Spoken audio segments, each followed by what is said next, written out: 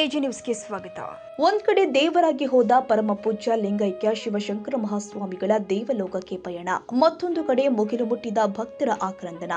ನೀವು ದೃಶ್ಯದಲ್ಲಿ ಕಾಣ್ತಾ ಇರುವ ಜನ ಇವರೇನು ಸಾಮಾನ್ಯ ಜನ ಅಲ್ಲ, ಸಾಮಾನ್ಯ ಭಕ್ತರು ಅಲ್ಲ.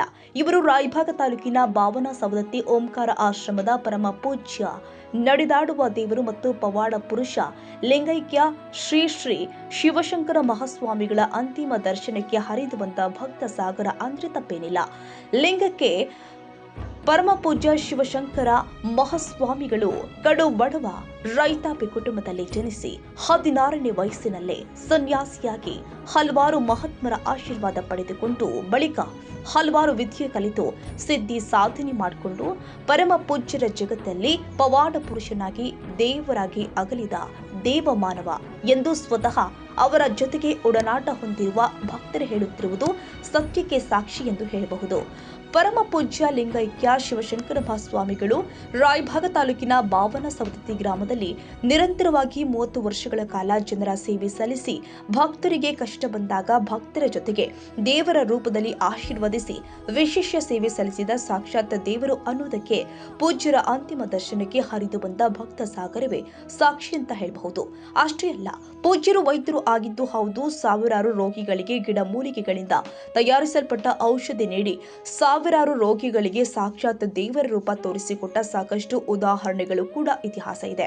ಕೆಲ ತಿಂಗಳ ಹಿಂದೆ ಪರಮ ಪೂಜ್ಯ ಲಿಂಗೈಕ್ಯ ಶಿವಶಂಕರ ಮಹಾಸ್ವಾಮಿಗಳ ಆರೋಗ್ಯದಲ್ಲಿ ಏರುಪೇರಾಗಿ ಶ್ರೀಗಳು ಮಹಾರಾಷ್ಟ್ರ ಮೂಲದ ಮಿರಜ್ ನಗರದ ಯೂನಿಕ್ ಆಸ್ಪತ್ರೆಯಲ್ಲಿ ಚಿಕಿತ್ಸೆ ಪಡೆತಾ ಇದ್ರು.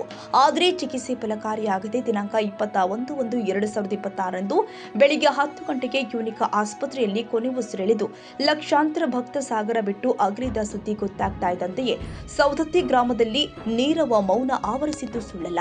ಬಳಿಕ ಪೂಜ್ಯರ ಪಾರ್ಥಿವ ಶರೀರ ಸವದತ್ತಿ ಗ್ರಾಮಕ್ಕೆ ಆಗಮಿಸ್ತಾ ಇದ್ದಂತೆಯೇ ಶ್ರೀಗಳಿಗೆ ಆರತಿ ಬೆಳಗಿ ಹೂಗಳನ್ನು ಅರ್ಪಿಸಿ ಮಹಾದೇವ ಮಂದಿರದ ಆವರಣದಲ್ಲಿ ಅಂತಿಮ ದರ್ಶನಕ್ಕೆ ಅವಕಾಶ ಮಾಡಿಕೊಡಲಾಗಿದೆ.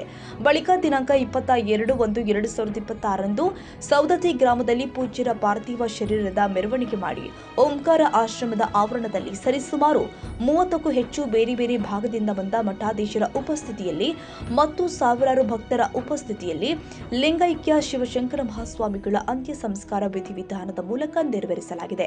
Vinayaka Bhosale, AG news, Raybag.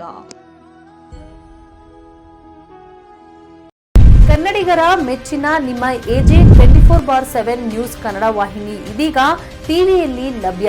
ವೇಳೆ ನೋಟಿಸ್ ಕೊಟ್ಟಿದ್ರೆ ವಾಪಸ್ ತಗೋತೀವಿ. ಇವತ್ತು ವಕ್ಫ್ ಪ್ರಾಪರ್ಟಿ ಅಂತೇಳಿ ಬರ್ತದೆ ಅಂತ ಹೇಳಿದ್ರೆ ರೈತರ ಬೀದಿಗೆ ಬಂದು ಏನ್ ಮಾಡ್ಬೇಕಾಗತ್ತೆ? ಯಾರು ವೋಟ್ ಹಾಕಲಿಲ್ಲ ಅಂದ್ರೆ ಗ್ಯಾರಂಟಿನೆಲ್ಲ ಸ್ಟಾಪ್ ಮಾಡ್ಬಿಡ್ತೀವಿ.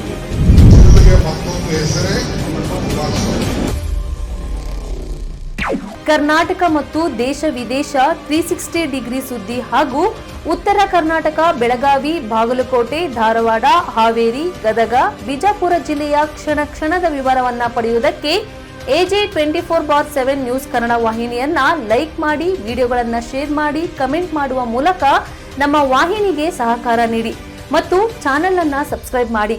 ಧನ್ಯವಾದಗಳು.